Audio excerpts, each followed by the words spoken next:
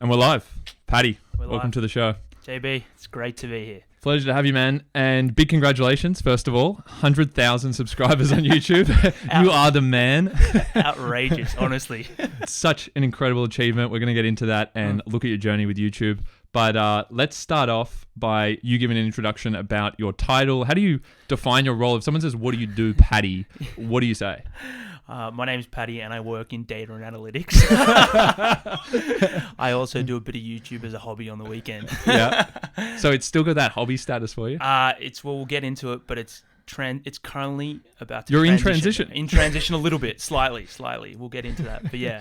I actually want to take the audience back to give some context to who you are and how this actually all started. Let's go back to the end of high school. You're 17, 18. And you could go to uni, but you decided to have a gap year. Yep. Tell me about why you did the gap year the way you did and why you actually chose to do a gap year. Yeah. I mean, honestly, it's not really that interesting of a story, to be honest. Next question. Yeah, next question. But no, like there was an opportunity to go overseas. There were a couple of different options that I had, and there was one that came up about going to Thailand and living in a small remote village outside of Chiang Mai, and I knew nothing about Thailand. Honestly, had absolutely no idea about the place. I didn't even really like Thai food at the time. Hated it, in fact. Hated it, yeah. But I just saw it as something different. That was the only thing. And I had a couple of mates who were going, and they were like, "Come along." So I decided to go along, and it wasn't until I was actually over there where Thailand as a concept and as a place and as a place that's so special to me now became a thing, right? So the actual choice to first go on a gap year in the first place was actually like, it wasn't even really thought about. I was like, I don't want to go uni yet. I don't have any interest in starting a uni degree. I just want to head over there. So I just did. And when you got there, was there any kind of culture shock? Were you used to this kind of travel, or was this just a completely new world? I had hardly left Australia before I went to Thailand in the first place. So it was massive culture shock. The first 2 months were honestly so difficult. Like, I felt pretty lonely. I felt like an alien over there. I didn't really understand the place. I obviously had no idea about the language. And yeah, the first 2 months was so difficult. Just the concept of trying to acculturate and trying to meet new people over there was so difficult. And yeah, eventually I got there, but the first 2 months was so tricky. So what were the key things that you learnt in those first couple of months about dealing with a new environment, and in particular in assimilating into Thai culture? Language. Like, it sounds so Thai basic. talk, baby. It sounds so basic, but language was my in. Language, like after 3 months, I remember I had an epiphany, and I still remember the date. It was like the 26th of March, and I was sitting with then a friend who was a local, and we just started doing some small Thai lessons, and I really started to enjoy it, and I really had a feeling of, this is what I need to do to be able to get into this place. The previous 2 months before, I'd been like kind of told that like language isn't that important to go over there. Like, don't worry, you'll fit in, it'll be good. And the first 2 months, I was like, this is so difficult. Yeah. I can't make any friends here. No one speaks English. It's so hard to teach. I was there as a volunteer English teacher, and I had no idea how to translate anything to the kids. I was like, what is going on? So I had this epiphany on the 20th. I remember it so distinctly, and I was like, I have to learn it. So I made it almost like, I went crazy, to be honest. I made it my mission to like learn Thai and to get really, really good to like, so I could be able to communicate with everyone. And I became obsessed with it. I just loved learning so much when I was over there. Like, if you ask some of the other boys who were over there with me, they'll say I was probably a bit too much at times, but like, I really just loved learning it. And that was my in. Like, you can have everything else, like go out and seek opportunities and say yes to everything, but it was all bound together by the fact that I could speak Thai, because no one else in the area could speak English. So it was either like do that or flail, really. And that was the main thing. Yeah, that's awesome. And when you started to pick up and invest your time in the Thai language, what are a couple of things that you learn along the way in terms of, optimizing that process of learning the language? And what was your routine when you started learning it? Yeah, well, that's so interesting. I probably didn't have a very optimal way of learning language. If I decided to learn a language right now, I would know way better like how to learn a language. At the time, I was pretty poor at doing it, but you have to start somewhere, right? I would just take a dictionary and a notepad everywhere I went. like even to the weirdest of places, like going out and stuff like that. It was so bizarre. I always had a small notepad just in case some Thai person said a word or a phrase that I didn't know, and I'd jot it down. So you're in that nightclub just like pulling out the dictionary. I remember jotting down, at least on my phone or something. I was like, how do you say that, man? How do you say that? Curiosity. Yeah, it was just complete curiosity. And then also just like confidence. That, like, I always say, like, language, doesn't matter how many freaking university classes you go to or how many freaking grammar courses you sit. Like, if you don't have confidence and you don't have, like, you can't have the fear of making the mistake. And then I kind of just learned that. I'm probably pretty lucky because I have a natural, like, extroverted nature. So fearing that wasn't much of an issue for me compared to, say, other people. So yeah, getting over that hump and just constantly involving myself in it and seeking opportunities to learn the language was just my process. And you mentioned that if you were to learn it now, it would be completely different. So what are a couple of those big changes that you made? Some of the tips. I think you quite quickly realize what's important. Like, so I think I don't know who has this theory, but there's something to do with, like, if you know 1,000 words within a language, you can pretty much get by for like 80% or 90% of situations. I didn't really know that when I was over there. So I was learning vocabulary that probably wasn't necessary, sentences that weren't really necessary. You start to be really efficient in your language learning. Like, my best piece of advice is, like, learn in sentence form rather than just singular words, because if you learn a whole sentence rather than the 5 words separately that make up that sentence, it becomes a framework for then putting in other sentences and doing the same thing. So, like, tomorrow I will be going to eat cake with my friends. And then you can say, yesterday I went to school with my mother, just by changing some words. You know what I mean? Yes. Same framework, just different words. So if you learn the whole sentence form, rather than just like knowing school, mother, go. It's a more macro approach. Yeah. Much more flexible. So much more flexible. It's really malleable to any kind of context you want. And if you just have the vocabulary to be able to put in that, then the world's your oyster. You can do. It sounded like the 80-20 rule. That's what I was going to say. It sounded like, you know, the Pareto's law? I'm familiar. The 80-20. That's what I was thinking never thought about that when I was like a 17, 18-year-old in Thailand. But yeah, looking back. Yeah, so learn the 20% of words that make up the language that will basically facilitate or allow you to speak 80% of the time. Or you can get by in 80% of cases with just 20% of the words, something like that. 1,000%. That's exactly it. Yeah. And take us beyond that, beyond language. What else culturally did you learn about Thailand in your time over there? Yeah, well, super interesting. Like, I'll go back to language just very quickly. That I don't think you can truly understand a place until you understand the culture of a place until you understand the language. It sounds super cliche, but at least having a little bit of an understanding of it really allows you to get a full picture below the surface a bit more. I guess Thailand's a place that so many people go to, right? Aussies love going to, like, Phuket and Bangkok and Chiang Mai and wherever for obvious reasons. It's an awesome place, awesome food, really kind people, cheap prices, whatnot. But in many ways, like, Thailand is this, like, land of opposites. It's this land of contrast. It's like you've got this, like, friendly demeanor of people. You've got generosity, hospitality, lovely food, beautiful beaches, beautiful weather. But then you've also got, like, the other side that you really learn when you're over there. It's like a bit of a dark contrast in many ways. You've got kind of like your classism. You've got your kind of your prostitution and your kind of like child slavery and whatnot. You've got your overlying political issues that happen over there all the time. And once you kind of stay there for long enough and you get to know the language and you get to know people on a more personal level, you can kind of see that on a at the coalface a little bit more. Yeah, it's really this land of contrasts, which makes it such an interesting place in so many ways. But, like, I remember a story of, like, one of my close friends back in Thailand. I would go over to their house and they were so hospitable. They'd always give me a meal when I came in, and their mother was there and she was super nice. And the dad was never there, and I eventually got to ask one of the other locals, obviously through Thai because there was no English, and I asked what the deal with the father was, and I found out that he'd been in prison for the past 6 years for, like, ice, for meth dealing and stuff like that. And it's a weird kind of example, but it's just this, like, cross-section, this contrasting society where you've got, like, this amazing thing amazing place where you'll go to for 3 weeks and explore the beaches and the food. But there's, like, another side of the society that you don't often see, but it's equally interesting and makes the place, it makes it a lot more interesting. When you came back from Thailand, so how long were you away 9 months. 9 months. That's a really long time, especially at a young age of 18 years old. You come back.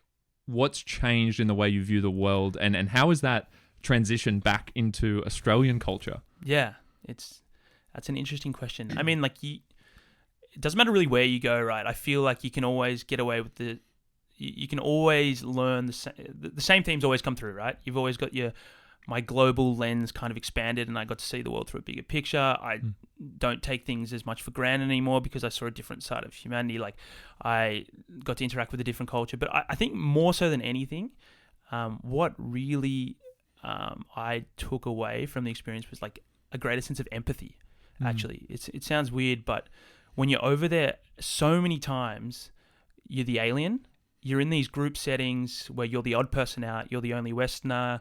You can't understand what they're talking about. The culture's different, and you feel like on the outer a little bit at times. And because of like convenient reasons or because they're shy, a lot of people probably wouldn't take the extra time to include you, right? And you get, every now and then you'll get the experience where one person will extend the hand of friendship a little bit. They'll extend the olive branch. And those experiences were super, super special. And it actually is one of the few things where you can kind of take back into Australian life. I mean, there's so many occasions where you'll come back and you'll go to like your party or your workplace or your gathering, and the easy thing to do, the easy option is to go and hang with your mates, hang with people that you already know, who you'll get a laugh out of.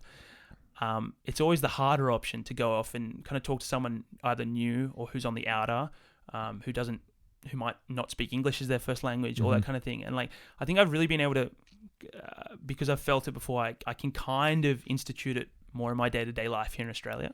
Yeah, and it reinforces, you said, you got more of an extroverted personality as well, so they're nice compliments. For sure. Not to say it's only for an extrovert to do. I'm not saying that either. But I think once you've kind of felt it yourself, you'll go to these places in Oz and you can. That's the key takeaway I reckon I've been able to apply in my day-to-day life here. And that's just a great thing to do. Not just from an empathy point of view, just in terms of success in life. Yeah. Like if you're not willing to put yourself out there and be kind to others, you're not going to get very far in whatever you do. For sure. And I guess it's like also about kind of jumping outside your comfort zone a little bit as well, right? Exactly. Not always playing the safe option. That's right. Yeah, no. And many people will never approach someone.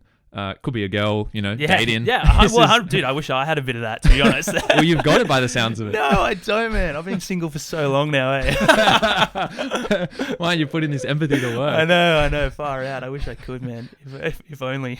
Tell us about that. Any interesting kind of dating or relationship experiences when you were in Thailand or coming back? Did you begin to want to date Thai women? Yeah, interesting one. Hey, I still to this day have no, as far as like a preference toward Thai women or something. Yeah, I'm pretty open. Hey, like, anyone who has like kind of an open-minded perspective and stuff. Like, I always get comments like, when are you going to start dating a Thai girl? Like on the YouTube videos, like, when are you going to start dating a Thai? They all want to know. They all want you to date them. I know. Everyone does. It seems like such a perfect match, right? Definitely when I was over there, I was in way too much of a conservative village for it ever to take off or anything like that. I was not going to. I played the safe bat and that. I played the fucking front foot. Just nah.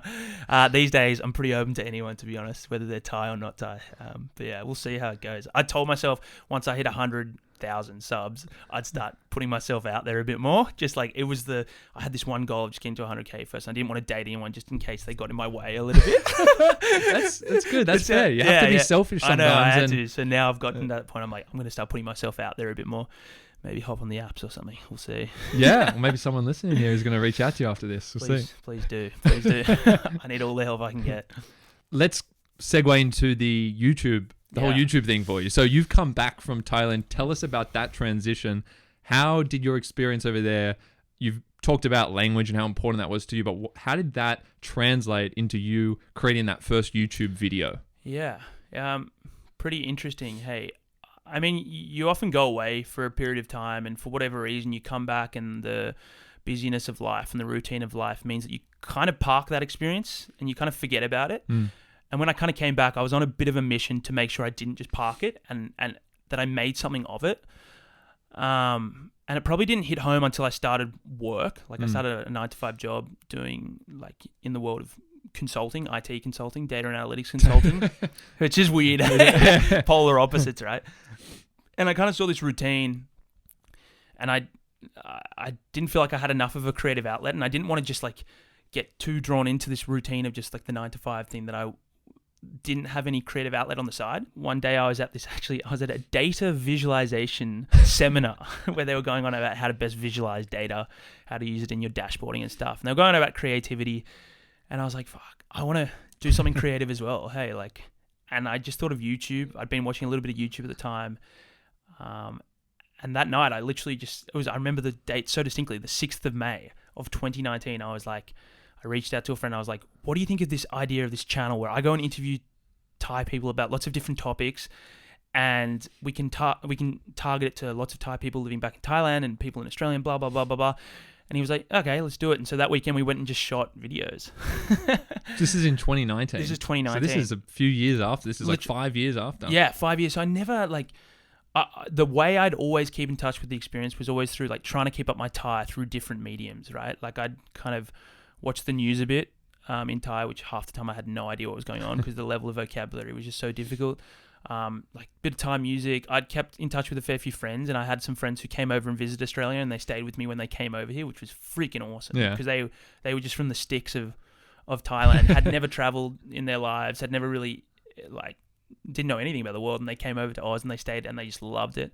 So I managed to stay in touch by keeping in touch with people, and it wasn't until I kind of started proper work where I really wanted to have a tangible output with all this stuff and have a creative interest, and that was YouTube, right?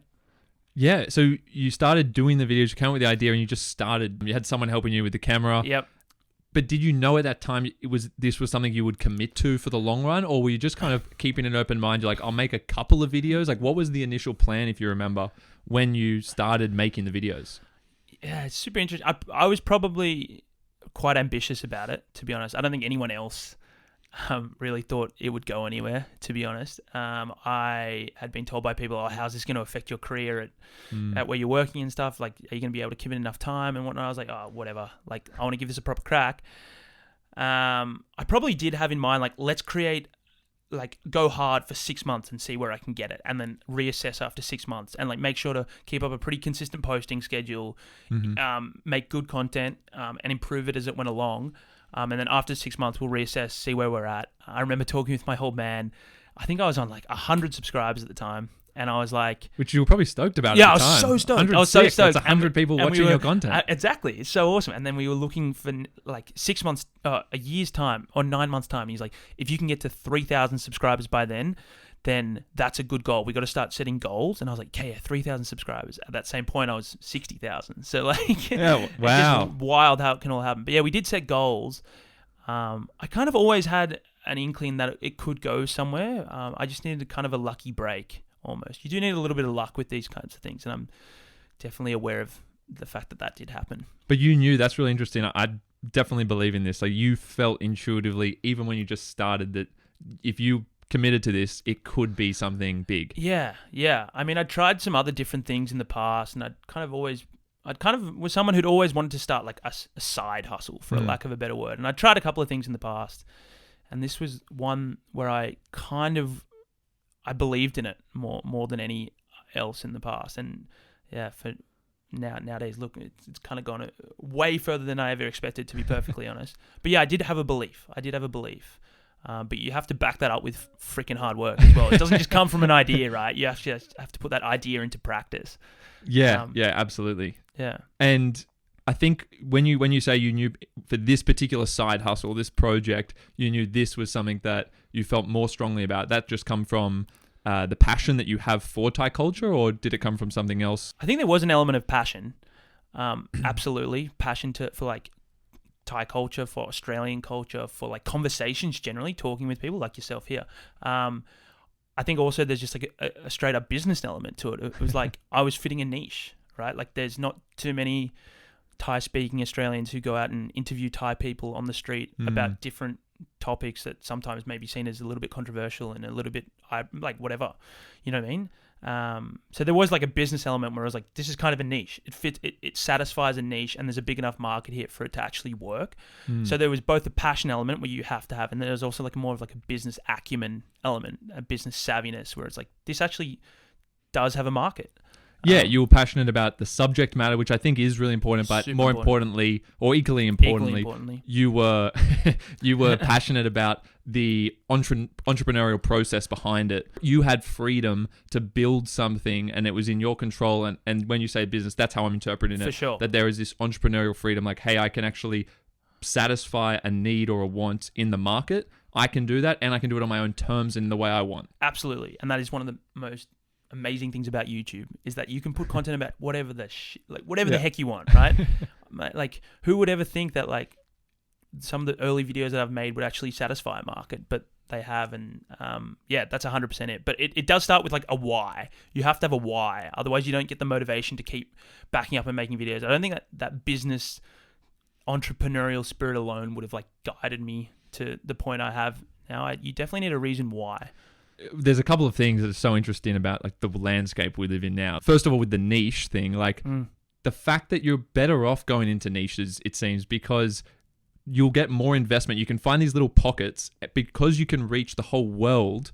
That pocket is quite big. It's massive. It's not like you're just targeting people through old form media where only a few people might be interested in your newspaper article or your feature article. It's like you can put it out on the internet. Billions of people could watch it, but you only need 100,000 people or so to be interested in. And there's 100,000 people who are interested in anything. Like, take any little pocket of information or any subject matter, and you're going to find 100,000 people who are in the same boat in terms of their interests. And that's the amazing thing about the internet now. It's amazing. It actually, you hit the nail on the head there. It's outrageous. And I think, like, especially for the stuff I do, like, even just like, you don't have to know about Thailand. You don't have to know about Australia. If you're just like a generally inquisitive and curious person, some of the videos will just be kind of interesting, right? So it also has that level of appeal. But yeah, you're 100% right. The power of the internet, honestly. Back in the day, you would have had to have millions and millions of dollars to start up any kind of media business or whatever. And like, the fact that like anyone can have a go on YouTube, it's awesome. Yeah, the cost of production is so low now, and the fact that it is just a matter of, you know, filming it like we are now on this camera. You know, you might drop a few $100s. You don't even have to drop it. You can have your phone that you already have, start filming through the phone. Yeah. And upload it to YouTube. And within a matter of minutes, you know, that could go viral, you know, potentially after that. It's uploaded, it's out there, and 100%, you're good to go. 100%. It's bizarre world. I honestly did not know anything about the world of the internet until I started doing YouTube. I hadn't even subscribed to a channel. So this all became what you're talking about as...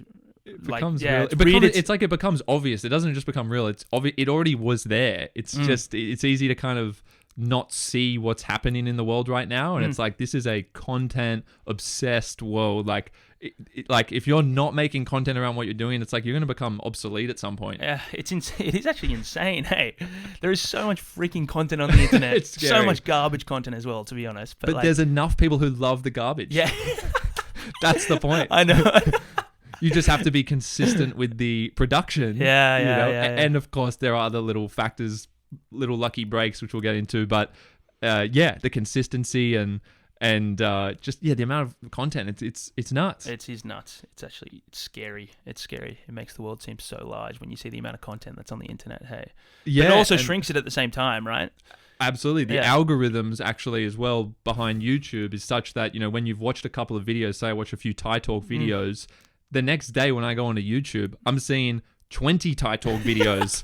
I'm seeing 20 Thai Talk competitor videos. I'm only seeing Thai. Yeah. Like, so very quickly, it really zooms in on what it thinks you're interested in and tries to give you as much content as you like. And this is across all platforms. This is Instagram, Facebook, YouTube. It's everything, because they've realized that's the way in, because they can actually hone in on your subjective interests and magnify it. It can really shield you off. I mean, I'm worried about that because there's some real negatives to that. For sure. Just generally, especially with news as well. When you click on certain things, you're only seeing one perspective. Rabbit holes. Amplifying rabbit holes. So, but the positive side of it is that people can get out there, find their niche. You know, you could make a YouTube channel about Vegemite, Nutella. I genuinely believe this. And if you were consistent enough and had some personality... The personality is the big thing, right? Like, you have to have some level of personality, right? Yeah, I was going to say you have a natural personality where you're extroverted and you like talking to people and you're humble. So I think that kind of demeanor is important, and we shouldn't understate the importance of that. But that's not to say people who are shy or introverted can't do it. There is a level where it might be harder for you to put yourself out there. For sure. But if you're congruent to that, then there are enough people who will resonate with that vibe. A lot of people don't like the out there vibe. No way, I'm no probably way. more on your level with that. And there would be people who it's too much for, or it comes off the wrong way. For sure. To be honest, I actually reckon the majority of people who put themselves online are probably leaning towards the more introverted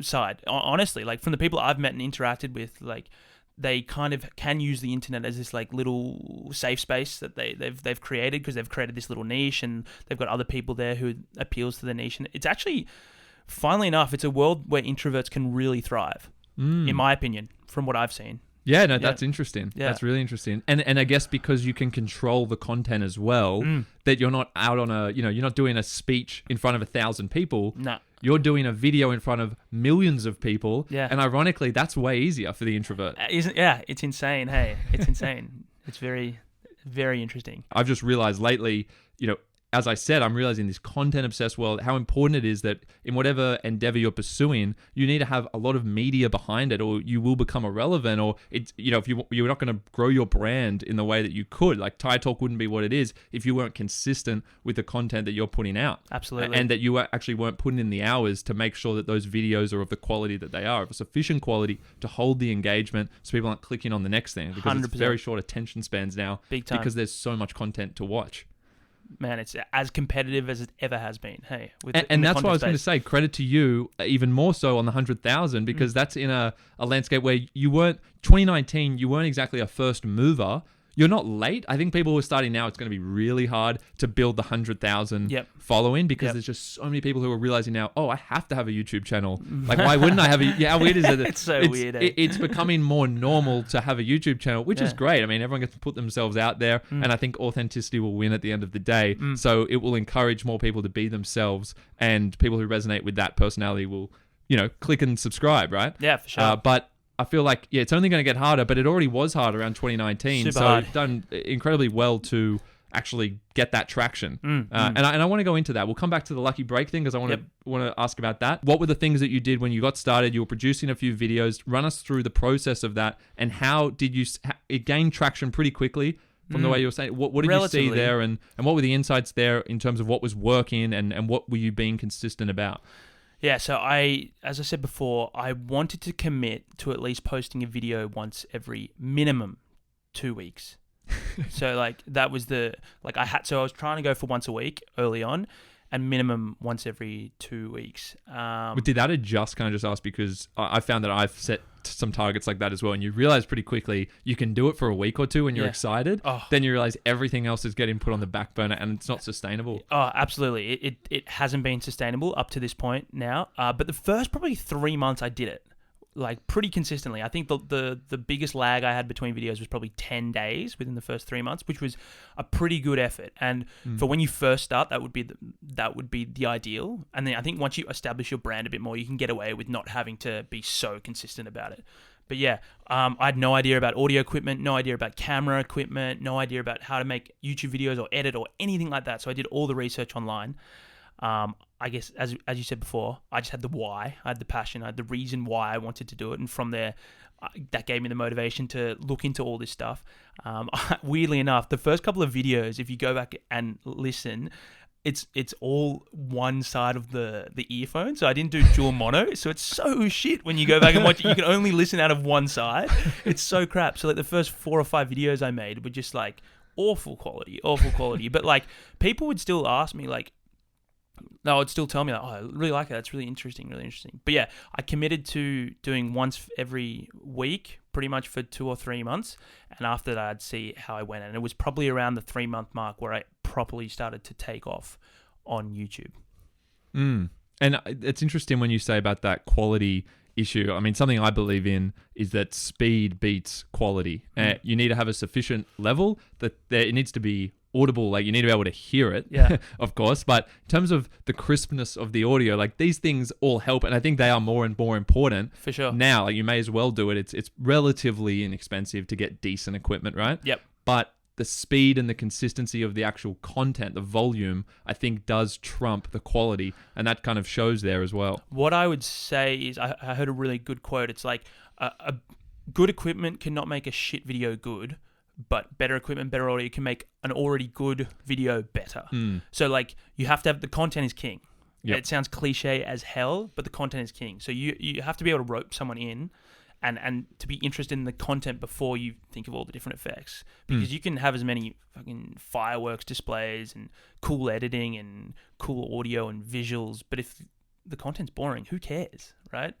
Like, honestly. And then, like, yeah, the consistent upload, keeping people there is also pretty important as well. Tell us more about that journey then. As the YouTube channels are getting bigger, what are you changing in your processes? And run us through the process, if you can, of actually how it works start to finish, making a video, even from a planning point of view, to actually having that video posted. Yeah, I mean, it's a big process. The thing about YouTube, which is probably one of the biggest downfalls of YouTube, is that you're always thinking about it. That's the thing. You're always thinking of, like, if you watch something or if you're with someone, you always think of a new idea. Still carrying that idea for dictionary a notepad. Exactly. Yeah, it's freaking annoying because you just don't switch off. But the process probably takes 25 hours from start to finish, I'd say. From the creation of the idea, and usually that comes at like 11 p.m. when I'm in bed or like in the shower. It's just an funny how idea. that happens. Yeah, it's weird. Or like on a run or a walk, that'll come to my head. And then the planning and scripting often takes 3 to 4 hours. The actual filming will take at least 3 to 4 hours. And then the editing, which is the most time-consuming part, will take probably 12 hours, I'd say. Because a lot of the time I have to do subtitling, that definitely takes a fair bit of effort. Yep. But it's pretty easy task subtitling compared to the actual editing, because no creativity needed. You just need to literally like enter it in. So it's like data entry almost. Data analytics, baby. So yeah, probably 25 hours, I'd say. I'd probably dedicate it to get one video out there, 30 hours maybe, depending on the video. I think that would surprise people, because we were talking about it before we started. Yeah. Just you can see the final product. It might be a 5-minute video. Your video is fairly short, I think, which is one of an asset of the video, and not making it too lengthy that people click off. So you've got these short videos. People just watch it. They see you kind of talking to someone. That's all it looks like to them. It's like, oh, a couple of hours. Yeah. 25 hours. That's the reality of what goes into it, because of all the post-production that's made it into what it is. Absolutely. And then I think with that, I probably haven't even factored in all the social media stuff that goes around it. The marketing of the video. That's constant. That's not even in that 25 hours. That's just constant. Constantly, like, either replying to comments, people messaging me all the time, and like, you want to reply, and you want to, like, it's great for people who support you to, like, you answer back and you reply to all your messages, like. And like, think about me going into the city, in Sydney City, and trying to ask Thai people to get interviews, right? Like, that process in itself, like, you'll get so many denials before you'll get someone who'll say, yeah, I'll do an interview. Like, sometimes on an unlucky day, you'll ask 20 people and you'll only get 3 responses, right? Like, sometimes you get super lucky and you kind of have to profile a little bit and be like, that person would be more keen to do an interview than like that person. But it can take a lot of effort, that's for sure. Yeah, and that ties back to what you were saying before about the advantages of getting out of your comfort zone and approaching people. That's the nature of your whole business here. Like, if you didn't get good at, comes back to your experience in Thailand. Like, if you didn't get good at being comfortable, being in those uncomfortable social situations where you had to put yourself out there, where you had to go and ask someone a question, I mean, maybe you wouldn't be where you are today. There is no chance I would be. There is literally no chance. It's all directly related to each other. There is absolutely no chance that I would just approach a random on the street for an interview, right? Yeah, and that's something I admire a lot, because, I think that's something that everyone could get so much benefit out of, as we've already discussed. Just getting used to being uncomfortable, putting your pride on the line. It's fear. It's fear of rejection. That's really what it is. One. And it took me a while to get over that, to be honest. You get so many rejections and you'd be like, why are they rejecting me? Why are they rejecting me? But then the more you do it, it's just water off a duck's back. I love it. You're full of sayings today. So, yeah, it's interesting just to observe that link there. But it does come down to the, approaches on the street, random people, getting their permission and consent to be on the video, and making sure that there's some enthusiasm towards it, so they're not going to produce bad content for you. Yeah. So how long are you typically out there? Let's say you've mentioned the 25-hour process of the video plus marketing. What about when you're out there and you go out for a day? Are you getting like 5 videos worth of content on that day, or that's all for one video every time you go to the city? Like, pretty much just one video. Yeah. It kind of I started with that ideal in mind, to be like, oh, I can go out for a whole day and make 5 videos worth, but realistically, it just does not happen like that. Like, I did do it for a couple of the first ones, but nowadays it would just take way too long, and it would be, you get tired. You honestly get tired. So usually it's like 1 2-hour, 1 3-hour session for like one video. If I'm doing kind of more like vlogging stuff and I don't have to rely on asking people, then maybe I can sneak that in amongst a set of interviews. But but usually if I'm going out doing interviews, it's for one video. Yeah, so that's kind of the quality-quantity balance there. You quickly learned that Big one time. video in a session is all you can do. As you said, those little things do matter as well. Even if you're fatigued, like you could get the content done, but are you going to be at that same level of charisma and personality that's No actually way. drawing people to your videos and to your content? And yeah, so that's really interesting to know. I actually wasn't sure. I didn't know if you were pumping out a whole lot of videos. Bring a couple of different t-shirts. Yeah. I actually had thought about that. I'm like, I imagine that that's how I do it at the start, but once you start doing it, you realize it's a seriously tiring process. Really tiring. Have you had to change up your wardrobe much in terms of that? Has that been something you actually were conscious of? Like, hey, I better get some different looks, or I better like buy 10 more shirts? I do a little bit because I'm someone who wears the same shit every day. Hey? Like, I'm so bad at that. So my sister gave me a couple of t-shirts for last Christmas, and they've been getting a serious workout in the latest videos. The Christmas and birthdays, that's it. Biannual, like huge clothing dump. Bang, yeah. Exactly. So let's go back to the lucky break thing. You're building your channel. You're committed to this once a fortnight at least delivery. Yep. What are some of, if any, of the lucky breaks that you had there that you think really amplified your reach on YouTube? Because one of the big battles with YouTube, as we talked about, is actually being shown in front of people so that they don't have to search. You can't just rely on people searching Thai content, Thai talk. Like, people aren't going to do that. It's typically coming up as a recommended, or it's just being up on the home page. So what were the lucky breaks that you had? Well, there's the one lucky break I had, which skyrocketed me into like YouTube Fame. Not fame, the YouTube algorithm, I would say, was one video I made, and looking back, it is a seriously low quality video, but it's interesting. It's of me and a Aussie girl, blonde hair, short, who spoke amazing Thai, and the video is called "Tu Farang Speaking Thai," and Farang means white person in Thai. So it's literally just us, and I'm interviewing her in Thai, and her Thai is close to perfect. It's absolutely amazing, and that just took off completely. So we have this thing called like YouTube Studio. Anyone who does YouTube has this thing, and you have access to all the background analytics and stuff. And it's like one view, and then it's like this big bar that's spiked up. And that was just of a video of me interviewing a girl that I'd met, an Aussie girl who'd spent time in Thailand previously and had studied here. And I'd never met anyone who spoke Thai in Australia, so I interviewed her, and that one just went psycho, especially in the realm of Thai communities and Thai algorithms. I kind of hit the more foreign market and people coming from more foreign viewership a little bit later, but that one was the first one that gave me the real initial spike. That was around November of 2019, so I'd started in July of 2019, and I probably maybe October or November 2019 is when the first video really took hold. Hundreds and hundreds of thousands of views. So yeah. Wow, what do you know what it was about the video that got you shot into that algorithm?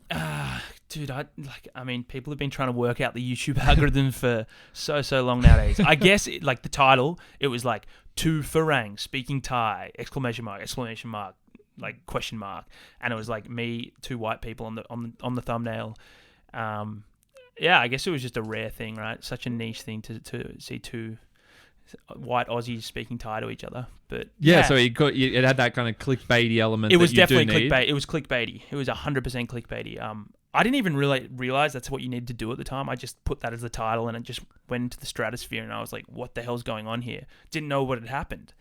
All the other videos I'd been made, they might get 100, 200 views, 300 views, and then this one just went, whoa. So that's when it properly hit it, and that's kind of, after that, that's when I was like, okay, there might be something in this. So that would have been October, November 2019.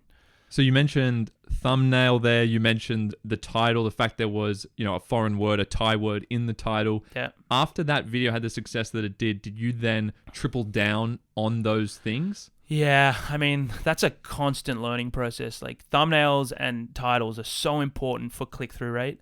And it pains me to say it, because that's one of the toughest things about YouTube, is getting people to click initially. Because I feel like a lot of the videos I put in a lot of effort into the quality of them and everything around it, the whole content part. But if you don't have the initial thing that makes people want to click on it, then you don't get people even get people watching the actual content in the first place. So yeah, after that, I definitely tried harder to put in effort into the thumbnails and the titles. Still something I'm working on, and every person who has ever done YouTube will know that sometimes you'll put in so much effort into a video, and if the thumbnail or title doesn't attract people enough, then you don't get the views. And not to say that it's all about views or whatever, but they do help in getting you out there and getting as many people watching, right? It's a little bit about the views. Yeah. it's like the Step Brothers. It's a little bit about the money. It'd be hard. Honestly, it's hard not to say that's important, right? It's true. It's very so true. important. Yeah. And people shouldn't hold back with that, and understanding what you were saying there with the marketing aspect. There's this common misconception, I think, that marketers are frauds and snake oil salesmen and stuff. It's not. They know that there's a quality content behind it, but if no one clicks on it, what good is it? Yeah, so exactly. It's more just showing people the way, having to kind of not trick people, but influence people For sure. to click on the content, and then let them tell you after it with the likes and dislikes and comments whether they did indeed like it. For sure. And I kind of always thought, if it's clickbaity, if the title's clickbaity and the thumbnail's clickbaity, but if you followed up with genuinely good, interesting, entertaining content, I have nothing to feel bad about. Like, it's awesome. It's like that's how you have to lure people in a bit, right? Yeah, and I think the thumbnail thing is so significant as well. Like, people don't think about that thumbnail. It's like, I use Canva myself. Yeah, I use Canva as well. Canva, great tool. So when you go in there and you start experimenting with it, it actually takes a long time just to get that one image. And that image could be the difference between 100 views and 1 million views on a video. 100%. And because people are looking at it on their mobile phone, it's all shrunk down. So when you make it in Canva, it's on this big laptop, and you have to remember that that is being belittled down to a small image on your phone, right? I wish I knew more about it, to be honest. It's still something I need to improve on.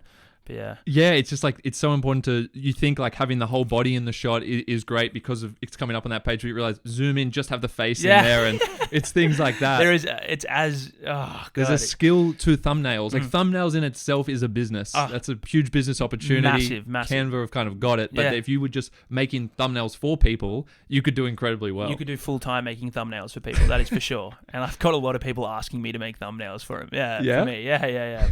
I've always just tried to stick at it myself, though, but maybe I'm being a bit too stubborn about it. Hey, what, and ship it off to someone else? Well, yeah, there's heaps of that you could do, right? There's so many people out there who would make triple, quadruple the better quality of thumbnail, right?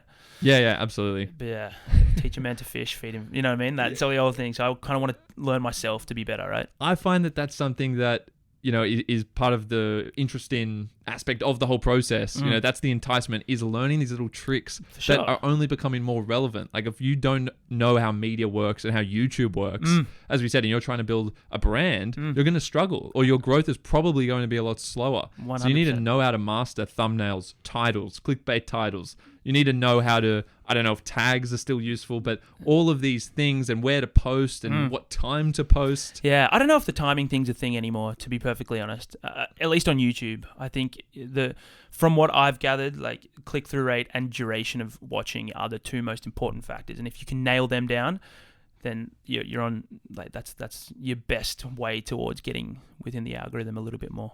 Yeah, that algorithm. It's such a meme, mate. It's such a meme. I hate even talking about it sometimes. It's so annoying. It's the truth. This is what you're dealing with, and a lot of like YouTubers like yourself having to grapple with this, but ultimately you don't want to get sidetracked with that. You've got to stay on your mission of producing quality content. Big time. Content is king, as you said. It's making sure you are putting in the time to plan out those videos and make sure what you're actually doing is unique and has your personality in it. Absolutely. Like, as long as you stick to that, I think you've got more long-term success out of that. Like, you can always get your one-off video that goes nuts because you've got a clickbaity title. But if you can't maintain a loyal subscriber basis and a loyal viewership, then you'll go nowhere in the long term. That's my opinion. Yeah, and you see that with some subscribers. Like, that's the difference with the channels. Sometimes you see a channel with a video that has 10 million views, but it's the only one that has 10 million, they don't have many subscribers. They'll get a lot out of it, but not that many, not as many as the person who in the long run is producing that consistent quality. Absolutely. And they're not just relying on that one hit wonder. 100%. And like I've always said to people, if they ever want to get into YouTube, you have to be ready for the fact that it's a freaking marathon. It's not a sprint. You're not going to get one video that takes off and then you're set for life. You have to be ready for the marathon, to the consistent upload schedule, the consistent quality. It takes ages. Yeah, I really like that marathon approach to it. I was going to say, I was trying to think of someone, an artist, because this is, a form of art, right? It's creative content. If you think about the Beatles and those people who had real success in music versus that one-hit wonder, the people who are known as the one-hit wonder, the level of success attributed to them, it's completely different. It's the same thing. 100%. And like the power of like a small loyal subscriber basis will always beat the alternative, in my opinion, as well. Like, which is just that one-off video that gets heaps and heaps and heaps of views, right? Yeah. Tell us about community engagement, because you mentioned before how whenever you get comments, you want to make that effort to reply. I think that's a huge thing that can really go missing in a lot of people's, YouTube profiles. Yeah. Tell us about how you engage with the community, why that's important, and some of the things that you do, like that example, to actually ensure that you are engaging the people who are following your content. Yeah, for sure. Well, first of all, is I do try to respond to as many comments as possible, which is a really hard process sometimes because you do get a lot of comments, and I get a lot of messages, like private messages on Instagram or Facebook or whatever it is. And I always try and give my best to give a really good response and advice, depending on what it's about. But I remember, because when I was first starting out, I sent a message to a very, very big YouTube channel, and I actually sent it to the guy via LinkedIn, and in 48 hours, he actually did send a response back to me. And I remember how much it felt like to get a response back from a guy like that. And since then, I was always like, I want to be that guy. Yeah, I want to be that person. Yeah, I want to be the person. And it's karma as well. For sure. And community engagement is really important, right? I probably don't do it enough. Like, to be honest, like you can make more videos that involve the community a little bit more, whether it's whatever Q&As and live streams and whatnot and all that kind of stuff. But it makes a big difference. And like, even apart from that, I'll go and hit the streets and do some videos, and some people will run into me and say g'day to me, and I've watched your videos, thanks so much for making videos. And I always make sure to have like a real good conversation with them and get to know them and like what's their story and why they would be interested in watching the videos. I reckon that's really, really important as well. Absolutely. And the karma of that, of course, is that one person, not that you do it for this reason, but the reality is those people who are getting that really positive feedback, they're getting your time, which is obviously the most valuable asset, especially when you're out there filming or you're just doing your own thing in the city. You giving them that time may mean that they recommend that video to, 10 other people down the line, and then it flows on and it's exponential. Word of mouth, right? The most powerful marketing tool. Yeah. But yeah, for 100%. And like, you don't do it for that. Like, I don't need to do it for that. But like, if that is a byproduct of it, then that's amazing. Yeah, and that's the important thing, that it's not viewed as the intention. For sure. Given with expectation in that respect. For sure. But yeah, is there anything else that you have thought to do, or anything else you've tried to engage the community? I mean, I've always actually thought about doing a meetup thing. I'd always love to do that. I think that'd be a pretty interesting thing to do, so you can meet people in person. Do you know what meetup is? Yeah. Well, do I know what a meetup is? Like, is there a meetup that you know the app meetup? Like, no, then I thought you were asking, do I know what it means to meet up with people? Well, like, it is essentially the same thing. You don't have to use the app meetup, but yeah, like it's virtual. Well, I probably wouldn't actually use the app meetup. I could probably just organize it via YouTube. Physical. Well, I thought it was a physical. It is a physical thing, but you organize it via this app meetup. Okay. But like, I wouldn't have to do that. But I could just do it. Yeah, it's like an event. I could just do it via Facebook, right? I've always wanted to do that and like run a couple of activities. Maybe like get some people from like obviously whatever background you're from, and have some like engagement sessions about whether it's to do with language or just activities and getting to know people, kind of bridging those gaps a bit, those cultural barriers, and getting to know people within the community a bit more. I've always loved to do that, and I'm going to start doing a few more like live streams and stuff like that. I'd love to do more of that. I've never had time to do that kind of stuff and organize it properly, so I'm going to try and do that. Yeah, because as soon as you want to do one of these things, that's that's a day or two out of your week. Yeah, exactly. And you're still working. This is the other thing. How have you managed this with a full-time data analytics job? Data analytics consulting. Yeah. Who would have thought, right? Yeah, it's actually been probably the hardest 2 years of my life, to be honest, the last 2 years. Not in a bad way. I have no regrets about it at all, but I've never been so busy, and I hate using the word busy because it's so overused. So many people use the word busy, but honestly, I have had to commit to such a rigid schedule for the past 2 years that it has been a difficult balance at times. I even did like a lot of FIFO work for like 9 months. So I was flying up and down like the New South Wales coast from Monday to Thursday, and so I'd be in my hotel room after like a night on the cans with like colleagues, and I'd go back to the and like start editing for 2 hours and then go to bed and then go to work the next day. I've balanced it by really setting deadlines. That's been the biggest thing. On the weekends I dedicate one day to going out to film, and maybe another day to do at least half a day of editing, and then on a Monday night, Tuesday night also hook into the editing when I get home from work.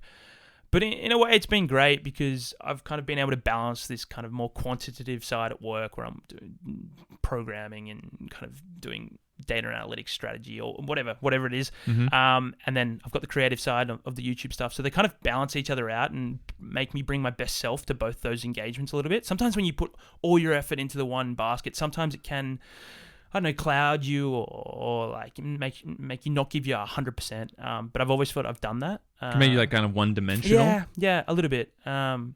So yeah, it's been a tough balance, that's for sure. I've sacrificed a lot. I've really tried my hardest to also keep up social engagements. It's really important to like stay close with friends and stuff. But like as I said before, I stayed away from dating for the last 2 years purely because I had this focus in mind. So you do sacrifice stuff. There's like a lot of sacrifice goes into this stuff that people don't realize. Well, if you take that mentality into dating, you're going to crush it. Right? Yeah, let's hope so. Hey, far out. Pause YouTube for 2 years, date for 2 years. Oh, God, I just wish I had the same natural ability in that some more content for you, man. Yeah.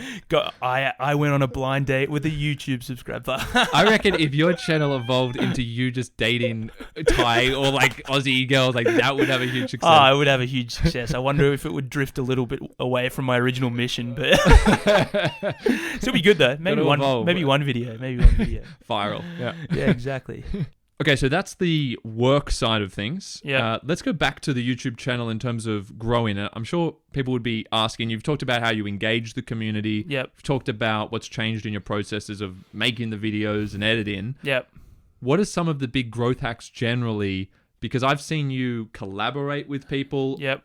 On that line, what are some of the big strategies that people can use to, once they get to a certain level, to then just grow it even more? Yeah. Collaborations are massive. Collaborations with larger or smaller channels always gets your word out there. Like, I know it sounds boring, but I'll stick to the original comment about quality and making sure people are watching your videos for a long duration of time, because that's really how it gets out there and into the algorithm. That's really important. And making sure the longer I've gone, the more I've realized that quality is actually more important than quantity. Although quantity is super important to get that constant, like, if I post a video, people I know will click. You have to make sure you're consistent in your quality rather than just like, man, you could upload 3 videos a week, and if they're all shit, then no one's going to watch them, right? Like, so I would prefer to upload 1 video every 2 weeks and make sure it's a really high quality and interesting and entertaining video to get you up the line. And then all the stuff around that, like the thumbnails, the titling, the collaborations, all that kind of stuff is kind of the really important, like, cherry on top that gets people to click on in the first place. So click-through rate and duration of viewing is super, super important. Getting onto different like social media channels is always like an important thing. I'm probably not as good as that as like a lot of other people. I've found that Instagram is a lot better than Facebook for engagement. And yeah, I don't know, just sticking to my roots has been a really big thing, and like making sure the content is constantly stepping up, is constant quality. Yeah, it's a difficult one with YouTube, right? Like, because you want people to be clicking, but you want people to be staying as well, right? And trying to get people to be like, that was a good enough video for me to subscribe is a really, really important factor of it. And yeah, so sticking to the quality factor is super, super. It's always been my one hack. It's not a hack, but it's like really important. So like click-through rate and duration of view. Yeah. Yeah, no, that's awesome. I think that just goes to the heart of it, and people can get so caught up in all of these other little tactics. For sure. Which can be important. Again, they are the important. Margins and the virality. Yeah, no, they are super important. But like again, as I said, it's a marathon. And if you want it to be a marathon, you got to make sure you're producing stuff that people want to click on every single time you post. That's the aim. we've mentioned the collaborations can help, and then also the live Q&A or the meetups you've talked about for community engagement, that can also help big time as well. Community engagement is really important. Yeah, very, very important. I got to do more of that stuff, to be honest. I'm on a mission to start doing a little bit more of that stuff. The live chat and the live streaming is really good. Some people really enjoy that. It means you can just kind of be natural and just talk normally. You don't have to pretend to be someone you're not too much. Not that I'm doing that, but you do have to like create some kind of personality on camera, which might be slightly different to your original personality. But on live streams, you can be a bit more natural, I feel. Tell me about monetization, because that's such a huge area of interest with YouTube, and can you make a living off YouTube and all of this? Talk to me about that. How have you approached it since day one? What's changed? When did you start to monetize? How did you start to monetize? Plans going forward? First and foremost, I never thought about monetization when I first started. And if you're thinking about that when you first start, you're already on the wrong trajectory, in my opinion. Yeah. You like, just like any kind of business, if you're thinking about the money straight away, I don't think it's never really going to work. So obviously I monetize through Google AdSense, which is the advertisements over the top of YouTube that runs, which are pretty decent. You can get a fair bit of coin from there, but not enough to be like sustainable, I don't feel, at my level anyway. Can you tell us a little bit how that works in terms of pay rates and stuff, if you're accustomed with that? Yeah, for sure. So the pay rates are an interesting one. So it's often dependent upon the type of content you make. So how much... so the type of content you make, whether like if it's like a marketable product or not. So like, for example, if you're making videos about high quality watches or high quality sunglasses, you're going to get more revenue per click because it's the nature of what you're selling, right? So comparatively, I'd probably get a lower margin for every single click I get. Second one is where people are watching from. So the more developed countries, you kind of like Australia's, USA, kind of Nordic countries, you'll get higher dollar per click through. So the Southeast Asian ones besides like maybe Singapore, tend to be a lot lower just because they have lower like purchasing power. Rates. Like lower purchasing power. So you're kind of incentivized to get more of an international audience, that's for sure. And that's what I've learned throughout the whole thing. And I also just want a more international audience because that's the point of the content. And then your length of video. So there's a new thing that YouTube introduced recently, which is like if your video is over 8 minutes, then you get a mid-roll ad, which sounds sounds weird, and it sounds like I'm obsessed with the ads, and I'm actually not at all. Doesn't at all. But it means you get essentially double the revenue for every. If they watch the whole video, you'll get an ad at the start and an ad in the middle.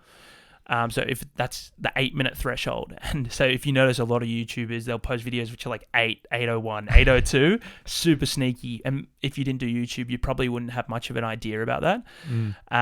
But yeah, that's from a purely Google AdSense, which is YouTube advertising revenue point of view. They're the key components. But if you, like for any YouTuber, you'll know that is not your main form of revenue. Things on the outside is where you can monetize best. When you've got a big enough following who believes in you and believes in your product, and there are ways to monetize. And that's the kind of next steps for me, I guess, is trying to find a way to make it a more sustainable business. Yeah. So what are a few of the options other than Google AdSense? Yeah, well, I mean, you can do your own freelance work, for example. Like you kind of establish yourself as a name and you do your own freelance work. You can obviously do sponsorships. I'm really keen to do some merch. I really want to do some merch. It sounds lame as, but like I've been wondering where is the Thai Talk merch. I don't know if it would say like Thai Talk with Paddy or whatever, but it might 100%. It might have it on some part of the t-shirt or something. But I just think they would make a killing. Yeah, I don't know, but something I've always wanted to do. I think that'd be so fun. Just such a fun project to do. I've never really done any merch design, but I've got heaps of friends who are artists and stuff like that. So I'd love to involve them somehow as well. Gets them involved, gets their creative outlets involved as well. So yeah, doing the merch. And yeah, maybe some brand sponsorships as well, like further down the line. To be honest, right now, I'm really focused on just building it up and getting bigger and bigger and bigger, and kind of investing. It might mean I have less money or whatever in the short term. Not that I feel like I'm talking so much about the money right now. No, I'm asking about it. Yeah, Everyone knows I'm asking. I think people are just genuinely interested in how feasible it is. I think people don't believe people when they're saying, "Hey, I'm just a professional YouTuber." That's why I'm just trying to shed light on that. Honestly, in no way are you coming across like you're obsessed with money. Nah. In fact, I think that's part of the success. But at the end of the day, if you're going to make a business out of it, you have to. if you're not making a living, if you can't make a living from it, then people can't enjoy your content for years to come. So you've mentioned like Google AdSense, which is just the YouTube ad rolls. You get paid for that. Do you know what it is per 1,000 views? Well, it depends. So like roughly for my videos, I'd say like if it was 1,000 Australian viewers, you'd be getting like $6. Okay. As opposed to like Thailand viewers, you'd maybe get $1 per 1,000. So it all depends on what country they're coming from, what their like profile and demographic is. Yes, absolutely. Cool. So there's that. You've got the merchandise, which you can do. That's your own personal brand, really. Sure. That's Thai Talk with Paddy. Yep. You can just push that through your video content or your socials 100%. and say, hey, I'm dropping limited edition things are really successful as well. I mean, that's why I wanted to talk to you about this stuff. I think it's so cool, like that entrepreneurial part of this now, where it's like, I can drop 10,000 Thai Talk shirts. Right? Or 10,000 seems like a lot. Well, let's say it's 1,000. That's just 1% of your following. Say, hey, buy a shirt for $30 or whatever. Even if you were making $10 on each of those, $10 times 1,000. It's not bad. $10,000 just from a drop. From the drop. And then you have the second. So the point is that it is feasible. The merchandise is there. The sponsorships, that's interesting because I saw in a recent video actually promoting some kind of drink in a video. I didn't know if that was just in good faith or that was just a generous act. You were pushing this. It was with Dave, who is our friend Delius. That's so weird. You were both kind of making a point of it. I'm like, is this a sponsor? Nah, it wasn't a sponsored video. We've just got a bit of a joke about that with the free advertising for that. Free. Right, this is the thing. I gotta should be definitely paid for that. I mean, it was really noticeable to me. Really? Yeah. Well, I've never done a sponsored ad yet, and I'm looking to do that one time. The native advertising, so it just kind of pops up in your video, and you don't even have to like take a break and say, "Hey guys, just letting you know there's this." You can just mention it in the context of the video. Potentially, I'm not sure how much people do that. Often it is like we'll take a break and we'll talk to you a minute about the advertisement because that's what people usually ask for when they do want to do like a collaboration, a brand collaboration. That's something I really want to do. I kind of have a weird, probably maybe a stubborn opinion that I kind of want to promote brands that I actually truly believe in, but that might kind of wash away in a couple of years and I might sell out. But I get a lot of freaking messages from random brands like, do you want to help me sponsor this, like promote this? And I'm like, fuck, not really. Like, not really. How much is $1,000 actually worth? Like, honestly, like, maybe it will be in a couple of years, but... What's the best offer you've ever got? Well, the one I actually did give him a bit of a freebie in the end. Was like some Thai flashcards, and I just showed him up in a little bit of a video one time. They were a bit of a smaller brand, and I was going to charge him, but I was like, maybe in a future video we can do another collab. But I just quickly gave him a bit of a shout out in one video. That was definitely the one I was closest to doing. And also like the Thai business community of Australia has also got in touch with me a couple of times. But COVID unfortunately got rid of that because they were going to do all these events and stuff like that within the Thai Australian community, and they wanted me to do some promotion for that. I would have loved to have done that. But like, man, you get some of these weird kind of like shitty, clearly like template emails that they just insert Thai Talk with Paddy, and it's like, we'd love to collaborate with you, and it's like, shut up, get out of here. So but like, to be honest, compared to like say 5-10 years ago, the concept of YouTube as a career is way more viable, and I think there's less like stigma attached to it as a concept. It's actually, people kind of more believe in it these days than ever before, which is really, really, it's great. It's great for someone like me who's looking at this through the lens of 3, 4, 5, 6, however many years, right? Like, who knows? Who knows what the next big platform is, right? As well. But for as long as it's here, I want to give it my best shot. That's important as well about diversification, being ready on the other platforms. You mentioned that you're also on Instagram and having to recontextualize and repurpose the content, I imagine there. Yeah, you have to make like shorter clips. Yep. You already have subtitles, which is good. Yep. Definitely need those in the Instagram. So absolutely. Are you also looking at TikTok and other things? I feel like you could blow up on TikTok. I don't know. A lot of people have said it, and I'm so bad with all this, and it's probably going to be my downfall with all this kind of stuff. I'm just like... It's just time, isn't it? I know. It is. It is time. And like, I don't know if I also... There's something I have like, and it's, again, a bit of a stubbornness in me, like, about TikTok, and it's like that... The fact that it just encourages that temporary satisfaction thing. I hate it. Like I hate it. Like, the long length YouTube videos are just like... amazing because it's like the quality of the content. But inevitably, I'm going to have to get on TikTok. And there's this new one called... Oh, what's it called? Clubhouse. Clubhouse. That's it. And that's massive in Asia. perfect. That's massive in Asia. I got to get on Clubhouse. Yeah, Because and, it can and also that's good kind for of like the hangout thing. Yeah, yep, exactly. It's really good for community interaction and stuff like that. Clubhouse. So I'd love to get on that. Yeah, so diversifying that social media portfolio, obviously essential in the years going forward. Yeah, you're gonna have to. Yeah, it's just the reality, and to be honest, it's the part I hate the most. I'm so bad. I've never been a social media person in my personal Instagrams or whatever. I'll never think to post a story or to put a post online. So that part has been the most challenging for me because I'm not naturally inclined that way. But you have to do it. It's the reality of business and the reality of YouTube and putting yourself out there. You have to do all that social media stuff. In terms of the monetization, not to dwell on it for too long, but it is a point of interest because people are thinking, can you switch from your full-time job? If you when could you switch from your job now in the data analytics to the YouTube, if I can ask? From the data and analytics to the YouTube? What a massive jump. Just far out. Well, it's really interesting, JB. I very recently made the decision to go part-time at my full-time job. So as of not next week, but the week after, I'll actually be working only, and luckily my company's allowed me to do this, working Wednesday to Friday. They don't have a choice. They don't. They know who Tide Talk. They know what Tide Talk's about. Exactly, right? I've wanted to do it for a while. I told myself if I ever got to 100K that I'd actually properly take it seriously and give this a proper go. And that means investing more time, more money, more of my life into it. So I've gone down to 3 days. I didn't really want to go straight off the perch and just completely stop because I feel like I wouldn't know what to do almost. I feel like the gradual change into it might help me out a bit. So I'll have Monday and Tuesday now to work more on YouTube. So I've got the weekend and Monday, Tuesday to do more YouTube stuff so I can really build out Thai Talk as a more sustainable business. Which is an outrageous sentence. It's a beautiful sentence. Build out Thai Talk as a sustainable business. God. This is the world we're in, man. 100K. Outrageous.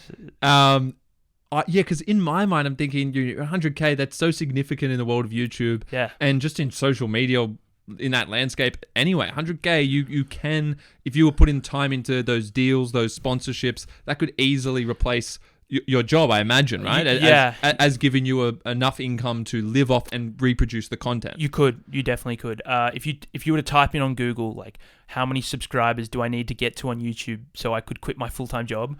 100,000 would probably be the rough mark that most people would put. It's not defined by any means, but that is probably a pretty key mark and milestone of this person's actually a YouTuber now. He does YouTube or she does YouTube. 100K is quite significant in that sense. Absolutely. And it's because of that, you get more sponsorships, you get more opportunities, plenty of opportunities to do freelance work as well, out external. You could do some filming work and you could involve yourself in different projects for other people and you can charge for that. What do you mean by that? Can you elaborate on that? Yeah. Well, there's always people who, for example, the Thai Business Association of Australia got in touch with me to do a project around. So official. They were thinking about a project around potentially the personalities of Thai town or something like that, and doing a kind of documentary style videos and helping them out doing that. Or there's lots of different things that people want your involvement in, and you can participate in that for a bit of income on the side. Any kind of video freelance work, right? So it's kind of like if you were watching, the UFC or you're watching a sport and you see the celebrity guest commentator, sure, Snoop Dogg, right? Which obviously the Jake Paul fight. Yeah. You see that happen, they're getting paid a lot of money to just be their commentator because that's going to bring in views. So people seeing your face in the Thai community who know you, it's going to be great for their exposure of that company. So that's kind of what you're talking about. Yeah, you can establish that a little bit. You still need a bit more of an established fan base than I do at the moment. But yeah, you can eventually get to that stage where you can charge for your personality and your time, right? So yeah, I wouldn't mind doing a couple of those gigs as well in the future if I can. But yeah, the whole transition from full-time work to this kind of YouTube landscape, it will be a really interesting one over the next 2 or 3 years for me. I'm really excited about it, to be honest. I'm freaking nervous at the same time, honestly. when you work for a company, right, you have the stability of structure that the company forces upon you, right? You've got that kind of 8 to 5 or 8 to 6 or 9 to 5 job hours that you go to, and they give you the task. You don't really have any responsibility in making tasks So that's the part I'm nervous about, because I have to structure that all for myself now. And you've your experience with all this, JB, because you've run your own businesses Mate, for a little bit. I'm no 100K kind of guy. But I'm honestly, sitting on the 5. I am. In that sense, I'm pretty nervous for it. But that's kind of why I chose to do the gradual step down. I'll do 3 days, so it kind of doesn't all hit me in the face at the one time, right? But yeah. I hear you. It's interesting, though, just to give you some pushback on that. It feels like you're just holding off the inevitable, pulling that trigger and going all in. And it would be so sick if you just kind of, obviously you enjoy your job that you're doing. And I don't mean to downplay that at all relative to YouTube. No. But there is this sense of you have gone from full-time to part-time. You'll have that gradual transition. Yep. What's holding you back? It sounds like it's the fear. But before we were talking about getting out of the comfort zone. For sure. I think it's like, I kind of said it before, it's like a structure thing. It's almost like when you have a limited amount of time, it's kind of like that old saying, like, when you want something done, ask a busy person. I feel like if I just went cold turkey and just had like 7 days available, I'd probably get still the same amount done as if I didn't, almost. Okay. Until I line up a more structured approach to doing YouTube and kind of being like diversifying my interest in the world of YouTube and jobs and stuff like that. I don't think Thai Talk alone could at this stage give me the amount of work that I want to be doing on a day-to-day basis. And I think because I'll have a limited amount of time, it forces me to commit to deadlines. It forces me to commit to getting something done at a particular time.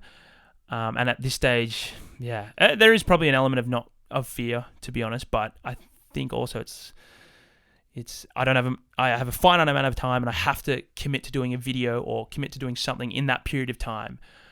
So if I just have the 4 days at the moment, I think I can still produce and have the same amount of productivity as I would if I was going clean slate at this stage.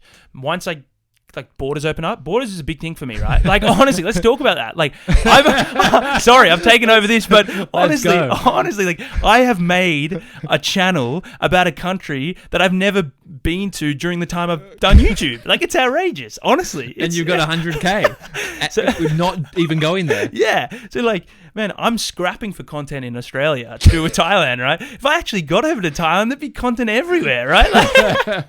Like there's content. Yeah, exactly. So, like, once the borders open up and I can do some stuff, I can do some road trips, I can make some massive travel plans and do lots of different interesting videos everywhere. That's when I'll start considering more the let's do this a bit more full time. Let's commit to this properly. That's like exciting. Dude, I just got tingles thinking about the doco. Paddy goes to Thailand. It's gonna be epic, man. God, dude, journey you need across to have that Thailand. doco done, man. Yeah, Paddy the goes macro to Thailand. content, and then you can obviously do all your clips. Yeah, well, yeah, I don't know. We'll see how that goes, but yeah, at the moment, that's still probably a year or two away. Incredible that that's still on the horizon for you. It's crazy. Yeah, I've made a whole YouTube channel about a country that I've never been to. Having said that, I do think that part of the appeal of your channel, and I should have established this earlier as well. I might clip this into the front. Yeah. Tell us about why your channel has actually picked up and why it has resonated. Like, what is it offering? What is the niche? You've talked about it to do with Thai talk and whatnot, but I feel like you were bridging a gap between Australian culture and Thai culture. Yep. And so doing it in Australia was actually a critical part of it. Big time. You've hit the nail on the head there. That's the nichest part. It's like, here's a white Australian guy speaking Thai to Thai people and interviewing Thai people in Australia. So quite quickly you get this bridge between Australian people, Australian culture, and Thai culture, and I think there is an appeal because people who it's hard to explain, JB. People who have had interests in Australia or interests in Thailand, it kind of almost appeals to you both. You can both relate to it if you're from Australia or from Thailand.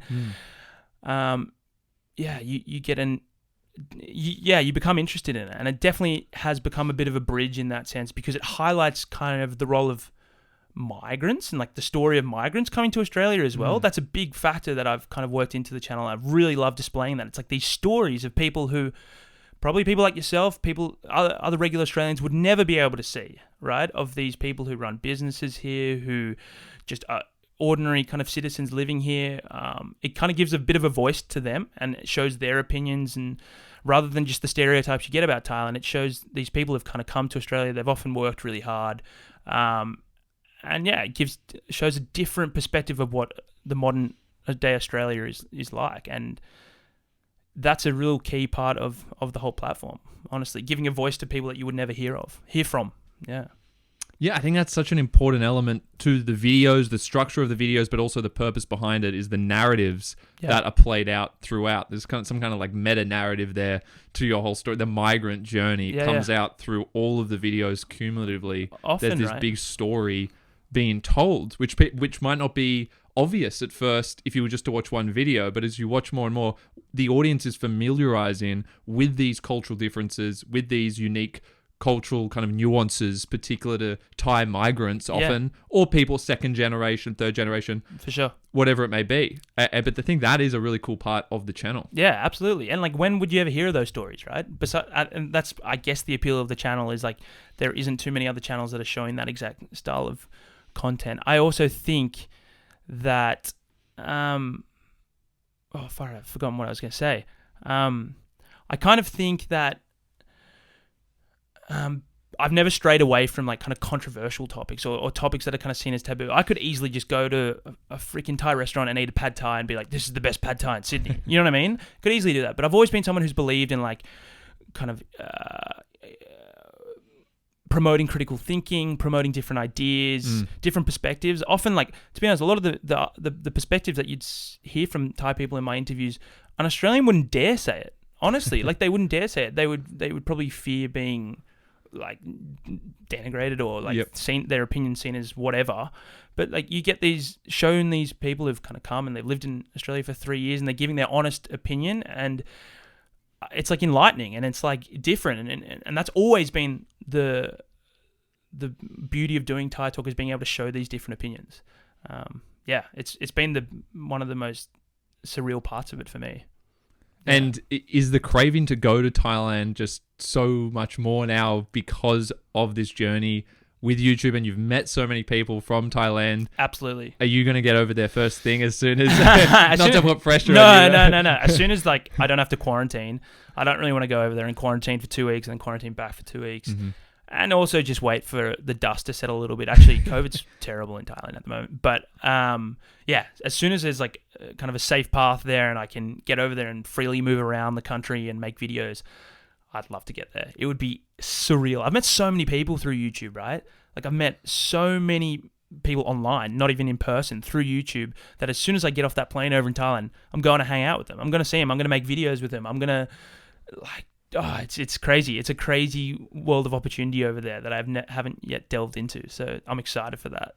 Yeah, can you speak more to that social aspect of this game? Because paradoxically, it could be seen as this very isolated and, alienating experience, because a lot of people who are out there doing YouTube are often just by themselves with someone else doing their vlogs and that. Yeah. And it's kind of like a solitary activity in some ways, which I think people sometimes don't appreciate. Yeah. But then it has its own social dimension unique to the platform, which is what you're alluding to there. Can you speak to that tension between going out on your own as your own brand, Thai Talk with Paddy, it's your brand, doing that on your own and the experience of that versus the social opportunities? Yeah, I'll first and foremost say that you've hit the nail on the head with that solitary position. It is insane how sometimes you do feel lonely doing the videos. You're there, you're thinking of the content yourself. No one else is weighing in on this. You're going out there, you're producing it, you're vlogging with yourself, you're editing it yourself.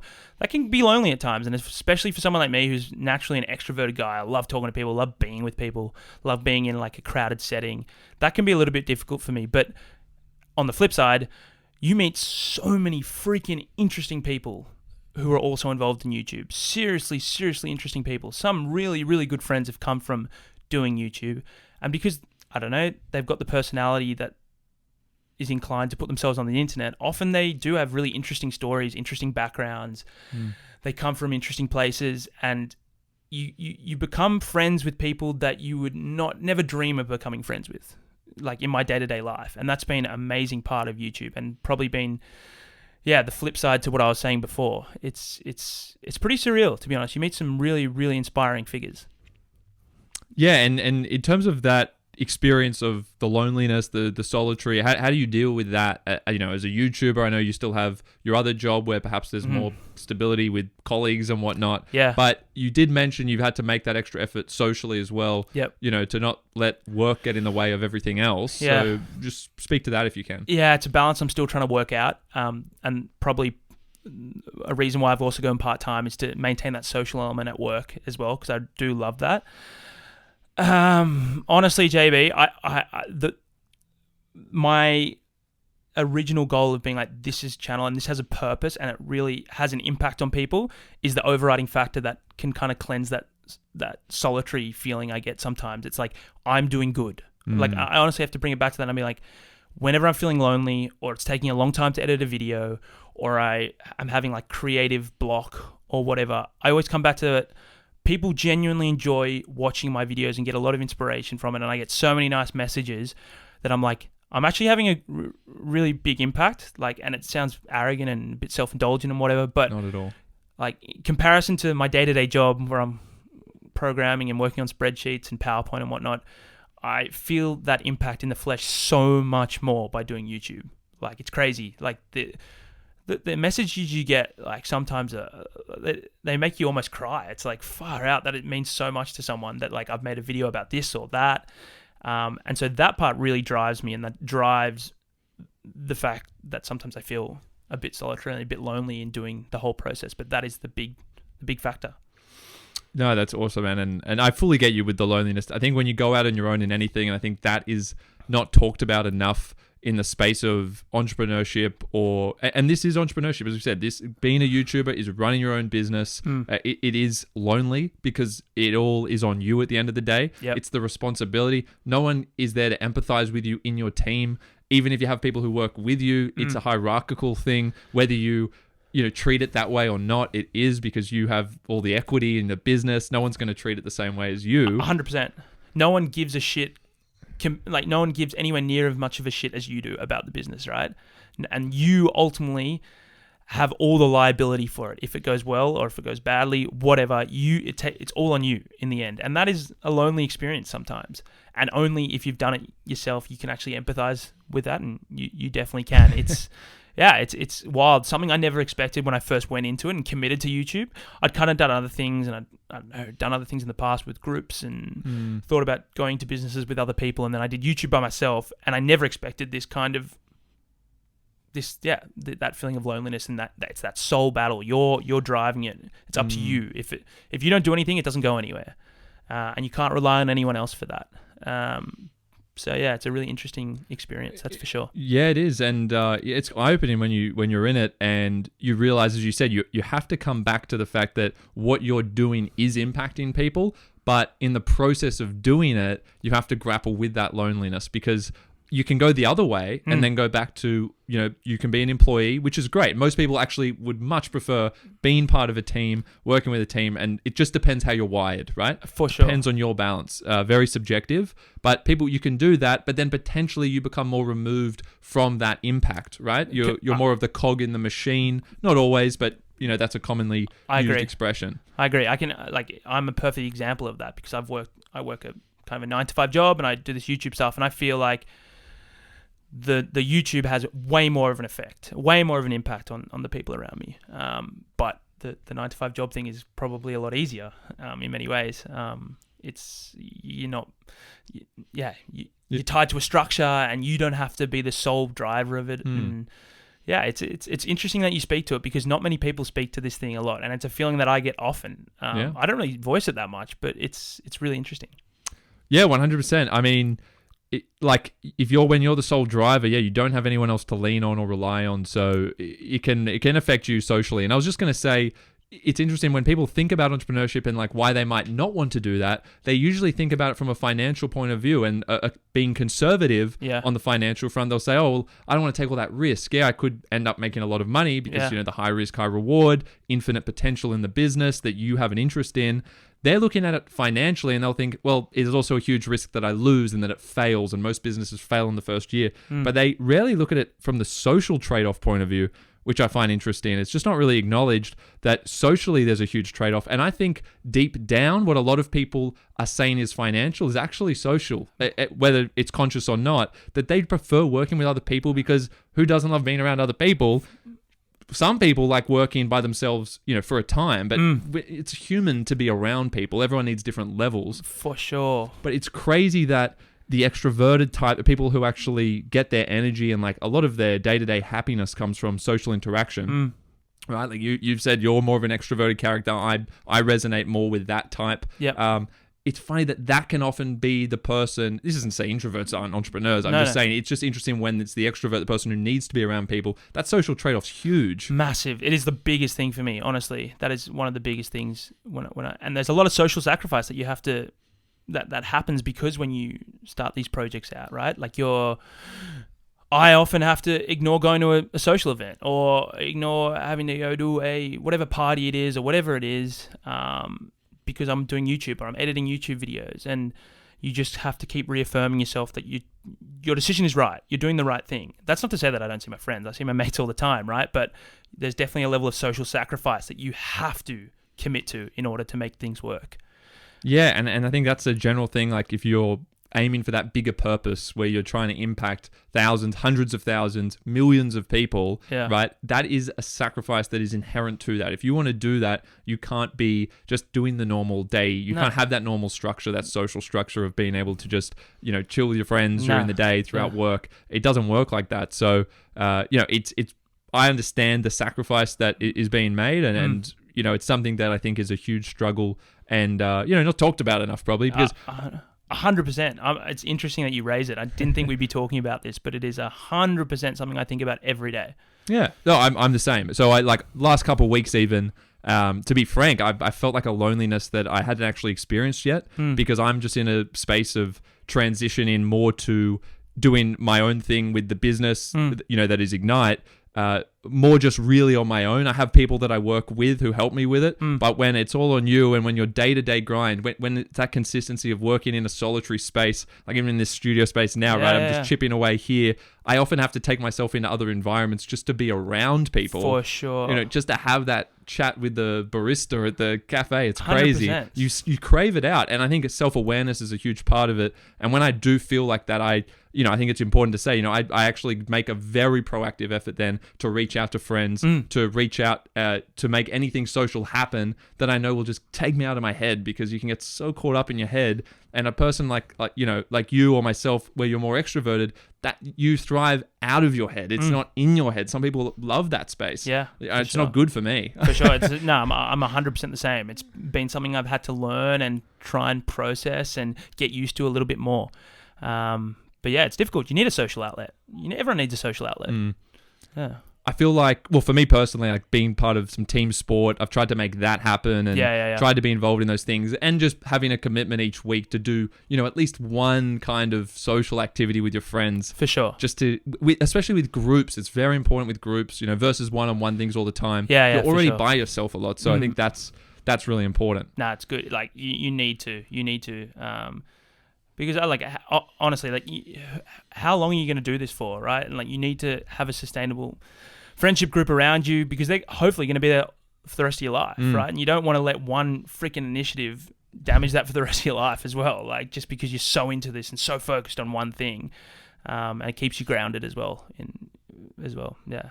Do you see a kind of team Thai talk dynamic emerging? Have you thought about that and working with a team and having your own office space? What does the future look like for you when you think about Thai talk in, let's say, 5 years? What are the thoughts that go through your head? Yeah, definitely. I've definitely thought about that. It's just about forming the right team for a very, very niche business, essentially. That, you know what I mean? When you're editing or when you're making videos, it's bilingual, obviously, between Thai and English often. So you would have to have a pretty good grasp of both languages if you're going to be a part of the team. There's different skills there. And the whole concept of Thai talk with Paddy means it is centered around Paddy in a way. And that probably won't be going anywhere anytime soon, to be honest. Of that's course. right. Like people are attached to a personality, right? Never let go of that. Yeah, man. yeah. So, but I'd love to build a team around it. People who are like pretty like-minded, who kind of believe in the vision and believe in the mission. I'd love to get people on board. It would start small, and like obviously I have someone who helps me film, and I give him a bit of money, and he's a great friend of mine. And yeah, expanding the team is definitely something that I would love to do down the track, but it's just a matter of how you do it at the moment. And I probably need a bit of a strategy session to get all that happening, right? Yeah, how and when, isn't it? Because that's something I think about, especially when you're in those moments by yourself and thinking, I'd love to actually be around some people and have some people to kind of bounce ideas off and have people helping me with the editing. For sure. The editing would be a big thing. That's number one. I'd love to get someone to come in and help me with some of the editing, because I'm not naturally a good editor. Like, I've kind of learned it a little bit, but there are some absolute weapons out there who I'd love to get the help of. That's the next step. Yeah, have you thought? I'm surprised actually you haven't outsourced any of the editing. Like, have you ever thought about getting someone in, showing them exactly how you want it, and then potentially getting them to do it and clear up 12, 14 hours of the week then and there for you on that video? Definitely have thought about doing it.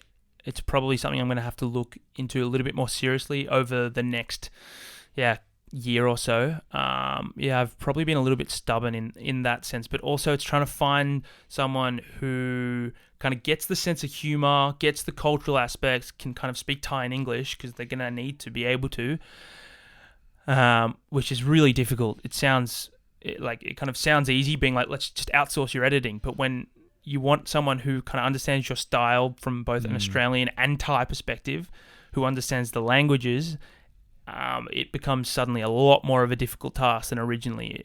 Let's say if you were just doing it all in English. Absolutely. And I guess that's the flip side of this niche, this particular niche, is that then to get other people who are on board, it's just as niche to find that person. For sure. And I've definitely seen that. It's so difficult to get people on board who you're like, they would be the right fit for it. And like, to be honest, someone like Davo, who's appeared in some of the videos, is luckily one of the people who, hey Dave, if you're looking at this, but like, he'd be one of the people who probably would fit the niche. He's been great because he kind of understands, although he's not got the Thai connection, like he does understand that kind of element a bit. No. So yeah, it's definitely hard to find the right personalities. Anything else to add on that and where it's kind of going, what you're excited about in particular in terms of new content ideas? Yep. You've talked about a few things throughout. Yep. Just kind of summarize that for us. Yep. So obviously I'm going to go part-time in 2 weeks. So that's really exciting. Gives me a lot more time to do different types of content. I'd love to get out more into the countryside of Australia and do some content out there, different stories out there. There are so many interesting characters out there, both Thai and non-Thai. Obviously, when borders open up, eventually I'd love to get back to Thailand and do a massive kind of road trip from south to north and do lots of different both interview and vlog style videos. That's definitely on the menu in the future. And then around that, just kind of, just the norm, really. I'd love to get out into the country, though, country Australia. That's something I feel like I haven't tapped, and it's a real cool market, I think. That's awesome, because the differences in the culture will be accentuated there. Big so you're time. getting the hyperbolic almost level of Australian culture, which, going with the thesis of your channel is only going to make it bigger. For sure. Well, let's hope so. And it's just such interesting stories as well. Like, you've got these people of how they ended up in a town. I meet Thai people and like how they ended up in a town of 10,000 people. What are they doing there? So those kind of stories I'd love to tell a little bit more in depth, and maybe just do some road trips along the way, and go to cities outside of Sydney as well, because Sydney is obviously the biggest Thai community here, but there are other small pop-up Thai communities everywhere in Australia. So would love to do some videos there. That'd be fantastic. And for any aspiring YouTubers out there, I was hoping that you could provide a few tips. You've covered so much amazing content today. Just summarize it for them in terms of what they should be focusing on with their content if they want to build out. Sure. If you can. The thing I think most about is if you are in it just for the views and subscribers, then stop right now, because you'll never get there. You'll never have the same inspiration and motivation to keep going. So I would stop that immediately. You have to have the why. You have to have the reason why, JB. Why do you want to do it? And you have to be able to clearly define why you're starting a YouTube channel. If you have that underlying reason why, hopefully with a bit of luck and with a bit of time investment into things like thumbnails and titles and content and all that, you can get a leg up. But ultimately, from when I first started 2 years ago, my why has never changed. And that's been the thing that has driven me the whole time throughout this journey. So for any aspiring YouTuber, make sure you have a why, because there's so much room for different people, for different niches. If you have any kind of talents that you want to show the world, there is so much space there, but you have to be able to define your why. And it sounds lame but I truly believe in it. That's awesome advice, man. I'm going to do one fun thing before we finish. Yep, okay. It's going to be Thai Talk with Paddy, where I'm giving you the questions. Here we go. So we're going to run with this, all right? Just short questions, short answers, short and sharp. Let's do it. Favorite Thai dish? Khao soi, which is like a curry noodle dish just from the north of Thailand. A bit niche. Khao soi, yeah. Favorite thing to say in Thai? Sod chin, which means refreshing. Sod chen? Sod chin. Chin. It's like... Does it have to be said with that kind of... Yeah. It's pretty... Like, otherwise they would not understand you. Like, sod chin. Sod chin. Oh, you've nailed it. There you go. There you go. Nailed it. That means refreshing in Thai. It's so good. It's just so many different contexts. And it's one that always catches them off guard. It's like, oh, he actually knows a little bit. Like, it's a bit of a niche word, but I love it. What's your most embarrassing moment on Thai Talk? Oh, God. I mean, it's a bit hard because I can always edit it out, right? So it's a little bit difficult. What's the thing that you have cut out that you didn't post or didn't want to post because there was something in there that you didn't like? Oh, dude, this is a really, really tough question. Probably some girl ages ago when I made a video about would Western girls date a Thai guy? They went really, really into like the porn industry, and like about like different stereotypes of Asian people and white people in the porn industry. And I was like, God, it's like actually not a bad point. Like she had some grounds to the point, but I actually bitched it and left it out. In retrospect, I probably should have just put it in because it's good content. But probably something like that. That was probably as outrageous as it come. Yeah. Most memorable moment or favorite moment from Thai Talk? I did a session at PTJ Muay Thai gym with some professional some world champ Muay Thai fighters, and that was an absolute treat. That was so awesome. I didn't know anything about Muay Thai, and the guys there were so awesome. Kept in touch with them, and that was definitely my favorite experience on Thai Talk. All right, and what is Paddy from Thai Talk looking for in a wife? Oh, goodness me. Do I have 3 words or something? You can give us as much as you want. I'll say 3 words because it makes it a little bit easier. What am I looking for in a wife? Probably a curious type, generous type, and fun. Now give us the proper answer. An absolute smoking hottie. But I got to, yeah. I love it. That's perfect. Yeah. Paddy, thank you so much for joining the show. It's been a pleasure. It has been an absolute pleasure. It's awesome. I've never really talked to someone about my full journey and story, so thanks so much for having me on. I'm privileged to have you on, man. You're a YouTube celebrity now, so get off it. This is the closest I'll get to fame, perhaps. Get off it. But no, I hope everyone watching, listening has enjoyed the show. If you did, make sure you subscribe and follow the channel. Absolutely. For reasons that we have discussed in much detail. Definitely and Paddy, hope to do it again soon, man. Sounds awesome, Good luck JB. with the future. You got some big plans ahead. Let's see. 100K. If you have not subscribed to Thai Talk with Paddy, you're just a fool. Follow Paddy and look out for his content. Exciting things to come. More to come. Thanks, JB. Much appreciated. Thanks, man. Talk soon.